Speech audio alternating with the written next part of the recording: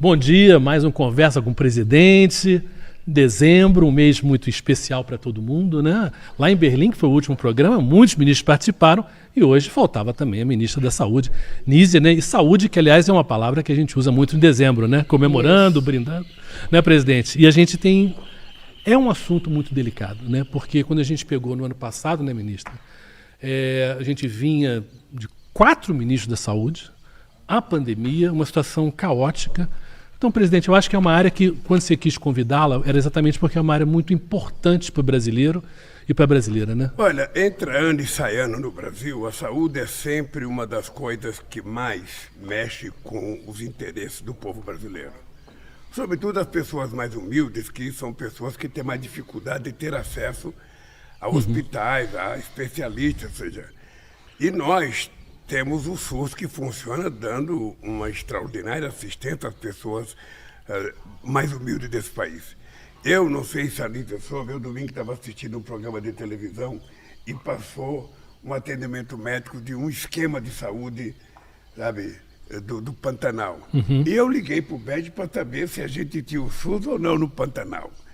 E ele ficou de me fazer um levantamento quais a cidade do Pantanal que a gente tem o SUS. Eu acho que a gente tem o SUS em todos os municípios. Nós temos o SUS em todos os municípios. Então, Onídia, veja, de quando você entrou, dia 1º de janeiro de 2003 até agora, o que você acha que já foi possível a gente sentir as melhoras na sua gestão como ministra da Saúde?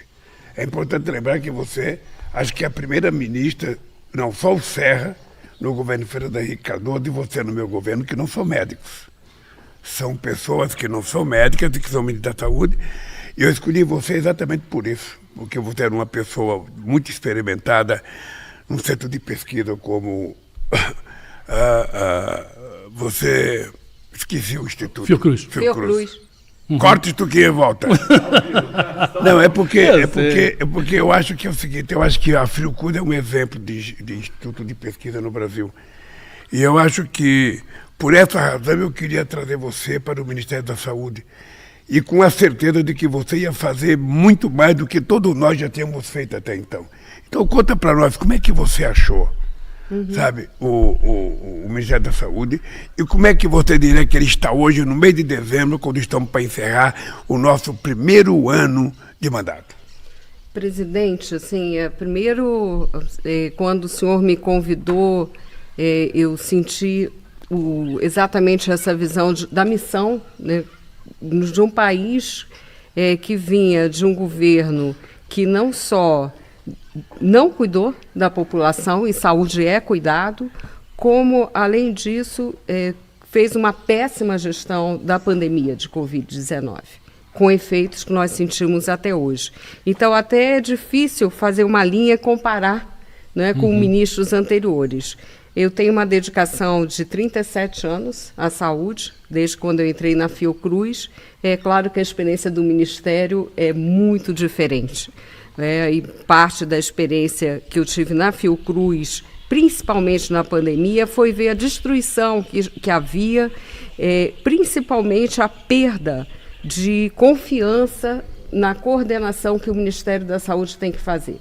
O Brasil é um país continental, muito desigual, e precisa de ter essa coordenação. Então, eu encontrei, para dar assim, um quadro para o senhor, quadros técnicos totalmente desestruturados, quer dizer, pessoas qualificadas, muitas se aposentaram porque não viam condições de trabalhar. Nós não tínhamos o Programa Nacional de Imunização, que já fez 50 anos, que é um orgulho, né? Internacional. Internacional. Também nós tivemos que remontar, muitas pessoas saíram e estavam sem condições de funcionar. Não tínhamos uma área muito afetada pela pandemia, saúde mental. Nós estruturamos um departamento de saúde mental agora e estamos estruturando centros de atenção psicossocial em todo o Brasil. Isso significa alguns centros novos, mas também apoio a centros que não tinham nenhum apoio do governo federal. Ou seja, um governo federal omisso que não cuidava do que é a obrigação, não é, constitucional de cuidar da nossa população e de coordenar esse sistema único de saúde. Que eu vejo como importantes avanços deste ano? Bom, primeiro dizer que muitas coisas nós realizamos e muitos resultados nós veremos melhor a partir do próximo ano, porque foi um ano em todo o governo de reestruturação. Poderíamos dizer que você plantou uma série de coisas novas, arrumou outras coisas que já existiam, Exato. mas que não estavam funcionando, e que o resultado disso começa a aparecer efetivamente em 2024. Com certeza, presidente. Nós já implantamos, retornamos com mais médicos, não é um programa tão importante na atenção básica, na atenção primária à saúde. Chegaremos ao final desse ano com 28 mil médicos em todas as áreas do Brasil, com prioridade para aquelas áreas onde há falta de médico, naturalmente. E esse número é recorde, né? Esse número é recorde, e junto com isso, as equipes do Brasil Sorridente, a lei que o senhor sancionou, toda a estruturação da vacinação, só para a população ter uma ideia também, as vacinas básicas para a infância, vacina de pólio, de sarampo, essas doenças que voltaram a nos ameaçar, não havia estoques, então nós tivemos que organizar tudo aquilo que a população precisa para um sistema funcionar. E isso também foi possível graças à emenda da transição, porque o orçamento também totalmente inviável, né? Inviável. Então foi esse esforço que tornou isso possível. Então foram ações na atenção. Lídia, as pessoas voltaram a tomar vacina? Nós estamos aumentando essa cobertura, presidente. Fizemos planejamentos locais, ações locais, vimos o que faltava. Temos tido um aumento já consolidado em algumas vacinações. É o caso de HPV para adolescentes, que estava muito baixo no governo passado. Tivemos um aumento de 60% nessa cobertura esse ano. É uma vacina muito importante para a prevenção do câncer de colo de útero, e nós estamos organizando o sistema de informação. Também isso um assunto um pouquinho árido, mas acho que é importante explicar, como o senhor sempre fala, né, da importância de sermos claros com a população. Muitas vezes levamos 2 meses até ter o dado que o município, no interior do Amazonas, ou mesmo no interior do Rio Grande do Sul, isso não é só um problema da região norte, a vacina é aplicada e o dado demora a chegar ao Ministério da Saúde. Por isso também nós criamos a Secretaria de Saúde Digital, né, para que esse sistema de informação seja organizado. Então, eu digo, presidente, que nós avançamos na organização do Ministério, em retomar programas como Farmácia Popular, como Mais Médicos, programas tão importantes nos seus governos, no governo da presidenta Dilma. Deixa eu te interromper só um pouquinho para a gente ir por partes, digamos assim. Essa parte de vacinação foi uma das mais atingidas por um fenômeno de fake news, de ataque à ciência. Foi uma coisa que a gente não vivia, isso no mundo, não só no Brasil, e foi uma coisa, um horror. Quer dizer, o que você sentiu, até na Fiocruz lá atrás, quer dizer, dessa destruição do que existia como média de vacinação para as crianças e para os adultos, e que caiu tanto nos últimos anos, e o que a gente tem que recuperar, o que a gente conseguiu? Muitas vacinas nós tínhamos uma cobertura de 90%. Bom, é muito bom. Excelente, né? O Brasil passou a ter uma cultura de vacinação desde a década de 70, principalmente com a campanha de varíola. Essas coisas precisam tempo, né? Tempo e trabalho constante, e é isso que foi destruído. E nós estamos falando de um programa antigo, um programa que data ainda da ditadura, não é? Mas que havia técnicos, sanitaristas voltados para isso. O Brasil criou o dia D vacinação, Então, são inovações até mesmo não só da vacina, tecnicamente, mas inovações de fazer uma cultura de vacina, filas para vacinar as pessoas, é gotinha, né, o símbolo que nós retomamos, que foi criado na década de 80 para facilitar a vacinação infantil. Hoje existem fenômenos novos, né? Movimentos anti-vacinas existem no mundo há alguns anos, mas agora nós temos uma estratégia deliberada de usar falsas informações científicas. Então, o que nós vimos, e isso é uma coisa para entristecer, são lives promovidas por uma comissão dentro da Câmara Federal, a Comissão de Fiscalização, em que médicos falam que a vacina pode causar mortes, causar, no caso da vacina de Covid, causar miocardites graves. Tudo fake news, sem base científica, mas aparecendo como se fosse informação científica. Então, isso confunde a população. Daí a importância de informações claras. Mas me diga uma coisa, o Ministério da Saúde, quando o Ministério da Saúde descobre que tem gente que é ligada à área da saúde, fazendo essa propaganda mentirosa, que atitude nós tomamos juridicamente? Então, o que nós fizemos foi criar um programa que é o Saúde com a Ciência, junto com a SECOM, com a Advocacia Geral da União, com a Controladoria Geral da União, para que esses casos sejam investigados. Então, tudo isso é notificado, esse é um trabalho conjunto do governo, isso precisa ser feito. E o esperado é mesmo que órgãos como o Conselho Federal de Medicina, que nós temos também trabalhado juntos, também tomem atitudes, porque são formas de agir que ferem totalmente a ética médica. E o pior, geram pânico na população. Mas, presidente, há muita mobilização na sociedade para mudar isso.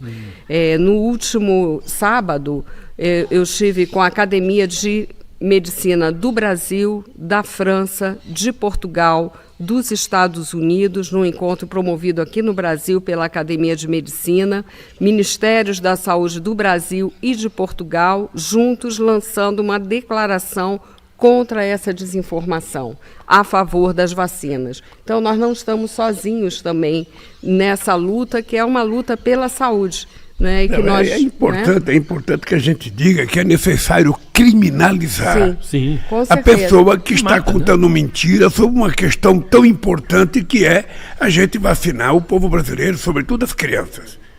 Porque depois que a criança pega a doença, ou seja, aí não tem mais cura, aí é muito mais difícil. E quando você tem um fascínio qualquer, sabe, que resolve fazer propaganda contrária, nós temos que processá-lo criminalmente, porque não tem outra saída para você lidar com gente desse tipo negacionista. Eu conheço pessoas que eram contra da vacina até perder a mãe. Aí quando perde a mãe, se arrepende de não ter dado a vacina na mãe. Outras que perderam o filho.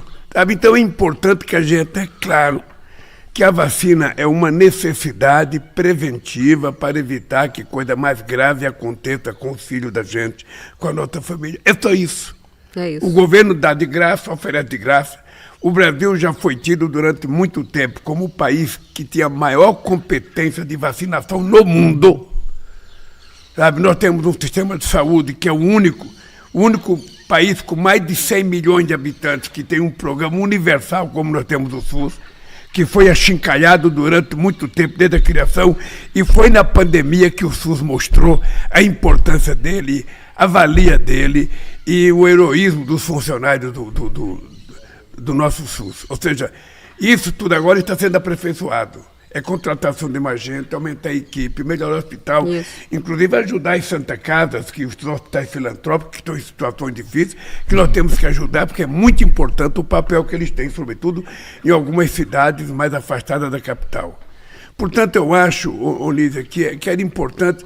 O farmácia popular passou de quantas para quantas pessoas, quantas famílias, quantos remédios a gente distribui hoje gratuitamente. Aqueles remédios, sobretudo aqueles de uso contínuo, para as pessoas que têm diabetes, para as pessoas que são hipertensas, pessoas que têm asma, ou seja, quantos remédios a gente está distribuindo?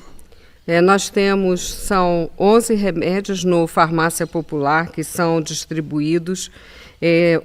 Agora, nessa edição, todos os beneficiários do Bolsa Família recebem todos os medicamentos inteiramente gratuitos.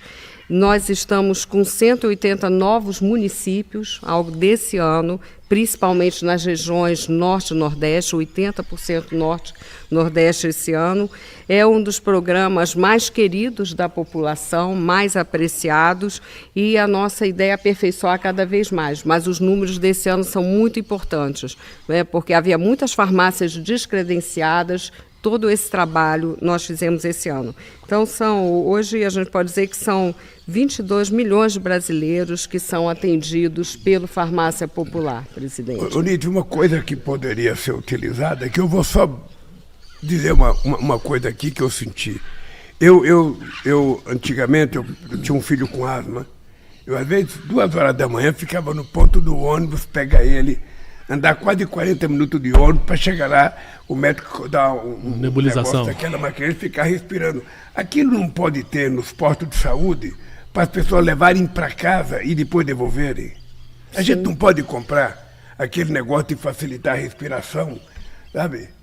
De tomar oxigênio, a gente não pode fazer isso, sabe? Na UBS, Sim. A pessoa leva para casa, assina um papel, quando para uso devolve. Uma crise, né?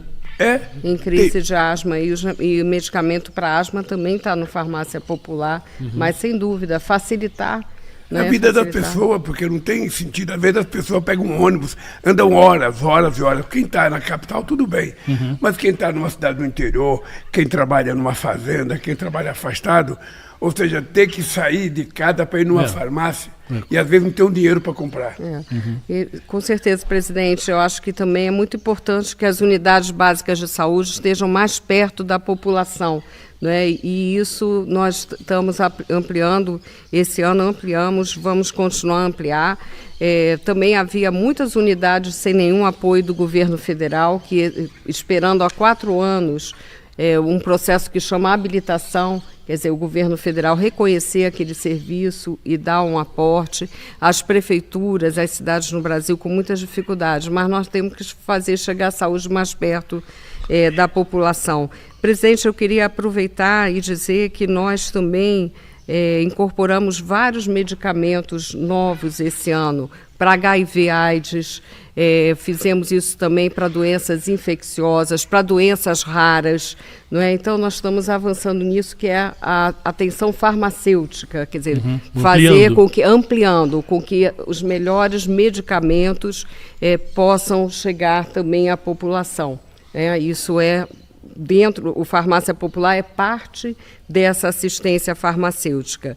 E falando nisso, o senhor sabe, né, o Brasil tem um gasto muito grande, o SUS, com importações, não é? São, na saúde, só 25 bilhões, que é o déficit, né, da balança, e desde o seu governo iniciou-se um processo para que nós tenhamos autonomia nessa produção. Então, isso é uma outra agenda que nós retomamos com força agora nessa gestão, unindo o setor público e o setor privado em parcerias para melhorar essa condição e para que a gente possa ter esses medicamentos, vacinas, equipamentos médicos produzidos no Brasil.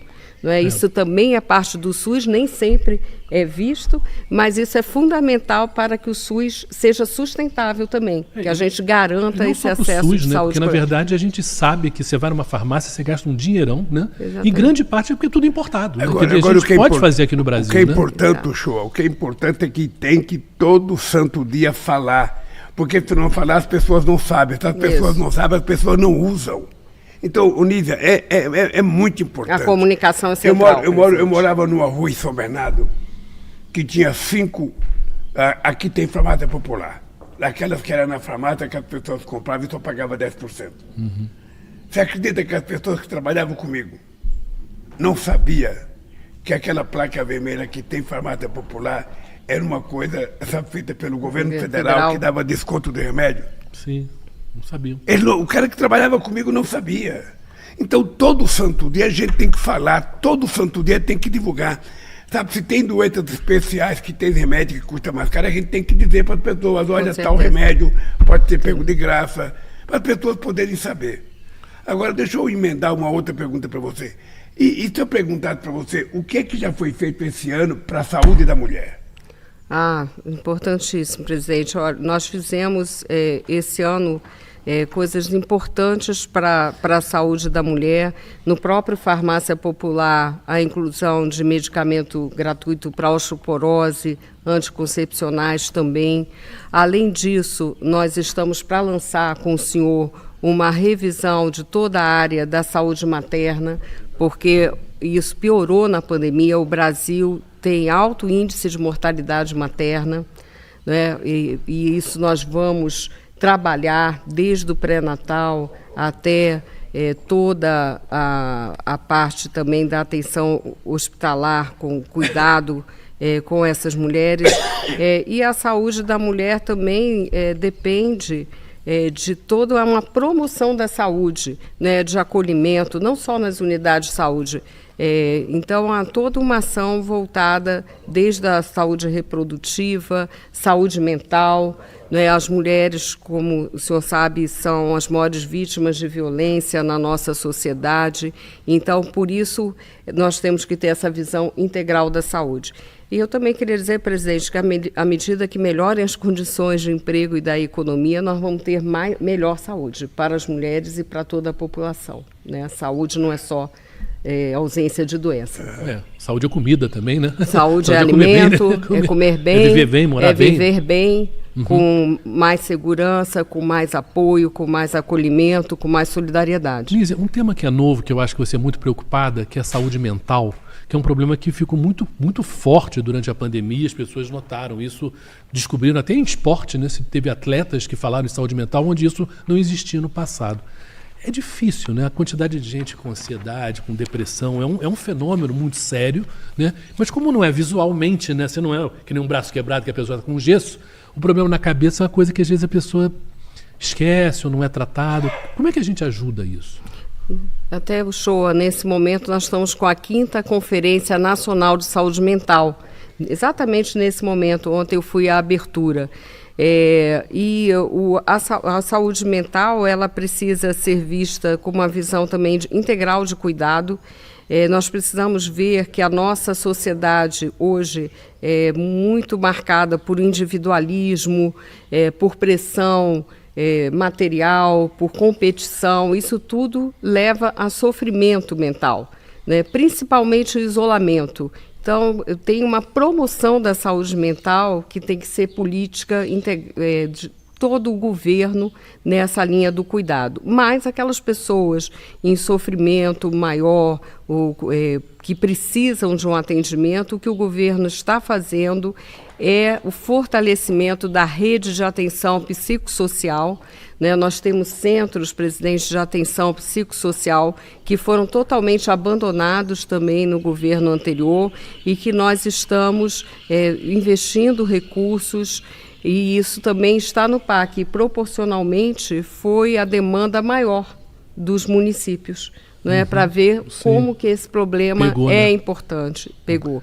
Não em número de estabelecimentos, mas na procura por e nisso, isso, eu né? acho que a parte que o presidente falou de informação é muito importante, porque você conversa com uma pessoa pobre e a ideia de fazer terapia, coisa psicológica, a pessoa não conhece, acha que é maluco. Não é maluco. E são as pessoas que mais têm razão para terem problemas, porque a pobreza explode na cabeça, quer dizer, a violência, o crime, tudo isso, né? Uma coisa que me incomoda, Nídia, é o seguinte, é que nós fazemos o lançamento de um programa de saúde lá no Palácio. Eu não sei o que acontece depois que a gente lança. Eu não sei o que acontece.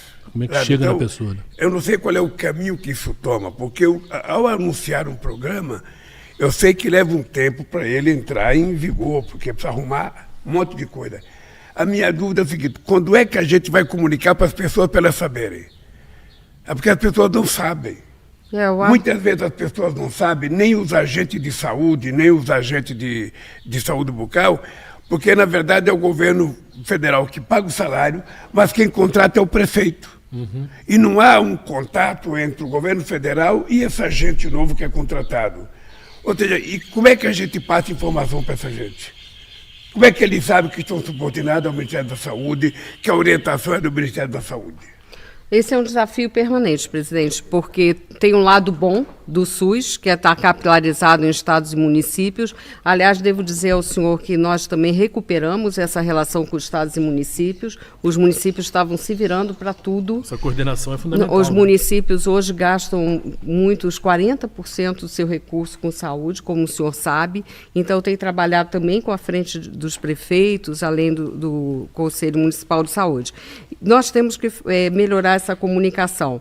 E eu acho que nós temos que fazer isso usando todos os meios que nós temos, de mídia, de redes, mas também em contato direto com todos esses profissionais de saúde. Nós estamos com muitos programas na área de trabalhadores da saúde.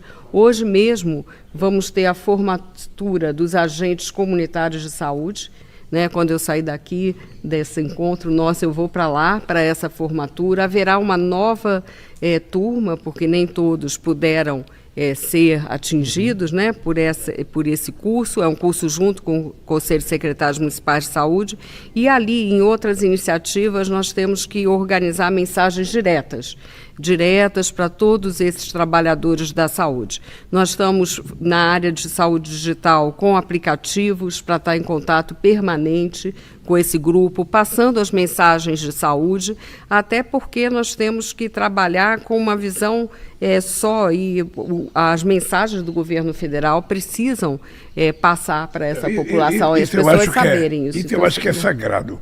Ao tomar uma decisão, a ministra da Saúde precisa automaticamente se comunicar com todos os agentes que a gente tem espalhado pelo Brasil. Isso. Diretamente com ele, para que não tenha intermediário entre a ação do Ministério com a ação das pessoas. Que chega lá, né? Porque nem sempre a pessoa que recebe, a informação vai passar corretamente. Correto. Então é importante que nós criemos um sistema em que o governo federal, ao tomar uma atitude nova na área da saúde, todo mundo receba automaticamente essa mensagem para poder funcionar. Com certeza, presidente. Além da mensagem, com esses processos de formação, e o SUS tem muitos recursos para isso, recursos que eu digo organização, não é só financeiro, nós vamos poder estar formando com os valores da saúde importantes. Então, vou dar muita atenção a esse curso, para o senhor ter uma ideia, na nova turma são 180 mil pessoas em todo o Brasil, então isso é uma potência. Vamos trabalhar junto com os municípios. De saúde? Ele vai a campo ou ele fica parado esperando a pessoa chegar? Ele vai a campo. Como é que é o trabalho dessa pessoa? Ele é fundamental em várias frentes. Então, ele vai a campo, ele verifica por novos problemas de saúde que surgem, ele também verifica pessoas que não se vacinaram, para que tenha a carteira de vacinação em dia. Então, ele faz uma ponte entre a unidade de saúde e a população. O Brasil é visto como um exemplo nisso. É um vendedor de saúde. E é alguém da comunidade. Para você ter uma ideia, nós temos agentes comunitários de saúde indígena, que aí entendem, então fazem parte da mesma cultura. E nós temos os agentes de endemias, por exemplo, que é aquele que vai à nossa casa, e verifica se tem mosquito, criadores de mosquito. Sim. Nós estamos agora, inclusive, com toda uma campanha em relação a dengue, zika e chikungunya, que são grandes ameaças no verão. Em todo o Brasil, nós estamos com essa mensagem. E esses agentes são muito importantes, porque eles vão à casa das pessoas e podem, nesse sentido, ajudar nesse controle. Então, assim, eu acho que o SUS, presidente, ele tem uma coisa muito importante, que é capilaridade, mas nós precisamos dar uma organização integral a toda essa saúde. Para o senhor ter uma ideia também do tamanho do sistema, nós vimos, fizemos levantamento, nós temos exames, consultas, sempre que é uma preocupação do senhor, essa fila também, que é os especialistas, que nós vamos também juntos lançar um programa para mais acesso a esses especialistas. Nós temos assim um funcionamento que 1 milhão de nós temos 1 bilhão de procedimentos registrados no nosso sistema. 1 bilhão, 5 vezes o tamanho da nossa população. Sim. Mas isso não quer dizer um bom atendimento, porque muitas vezes são demandas repetidas.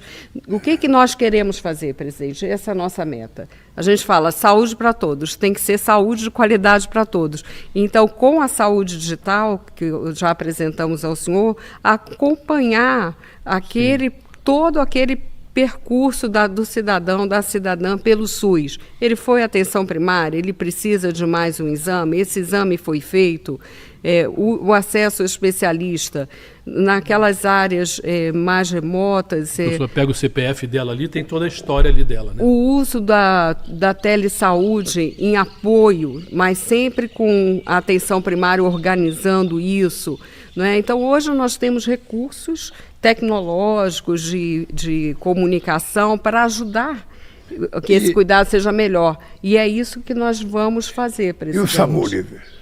O SAMU, assim, o senhor sabe que eu tenho que falar isso. Eu nunca tinha feito entrega de ambulância. Eu já fiz de vacina, né? Mas de ambulância nunca. E é uma emoção, porque as prefeituras estão, de fato, esperando a renovação de uma frota que há 10 anos, né, não tinha essa reposição. Então, esse ano, nós já fizemos uma entrega, temos feito, né, uma entrega importantíssima. Eu vou só olhar aqui os números para não errar, que eu acho muito importante, mas para...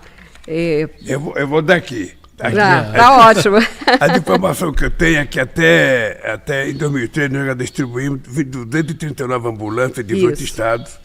Com o novo PAC serão mais 850 ambulâncias, 10 centrais de regulação com investimento de mais 400 milhões até 2026. Isso, presidente. Essa. O que é importante que o pessoal saiba é que o SAMU, quando foi inventado, o primeiro teste que nós fizemos é a capacidade de salvar vidas. Porque entre você pegar a pessoa que sofreu um acidente, chegar no hospital, esperando um táxi, um Uber, um caminhão, um ônibus, levava horas. Agora, você caiu para 20 minutos, 25 minutos, ou seja, então a condição da sua vida aumentou muito. Foi um dos programas que eu mais fiquei emocionado, foi também entregar ambulância para as prefeituras. E você sabe que teve prefeitura que não utilizava porque não gostava do governo. O governo do Rio de Janeiro, mesmo tempo, da cidade, ficou quase que 8 meses com a ambulância sem utilizar.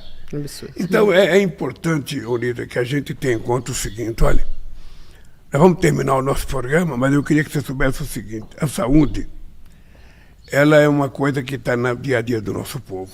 Então, o povo, por mais que a gente fizer, por mais que a gente contratar médico, por mais que a gente criar programa, pode ter certeza que o povo vai estar sempre exigindo mais, sempre precisando de mais, sempre, porque tem muitas inovações, tem muitas revoluções científicas que o povo precisa modernizar o atendimento dele.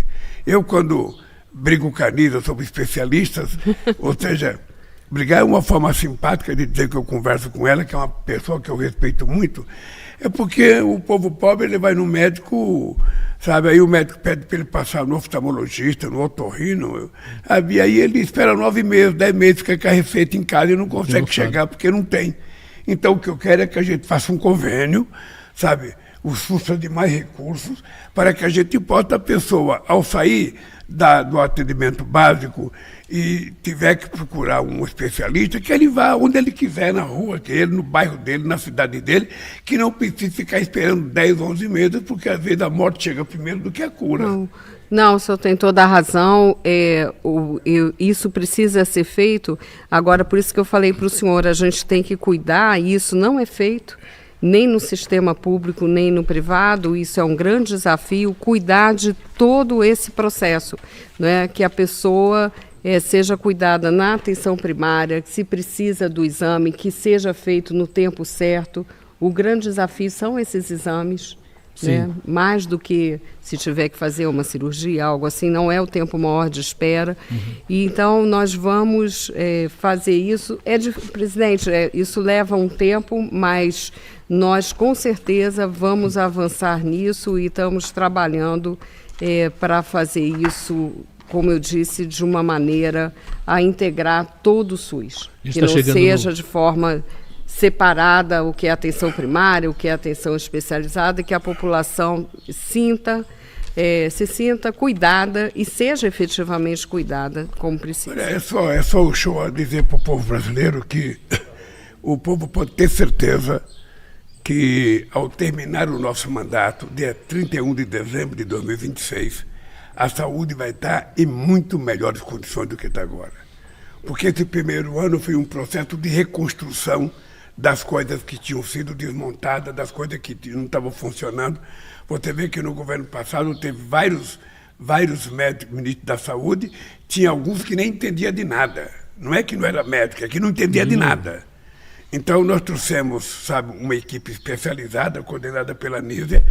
Ela tem um compromisso histórico, sabe, com o povo brasileiro, e nós temos certeza que nós vamos integrar a saúde num estágio muito avançado, muito melhor, sabe, para o povo brasileiro. Tudo que nós queremos é que o povo, ao precisar de um médico, tenha um médico.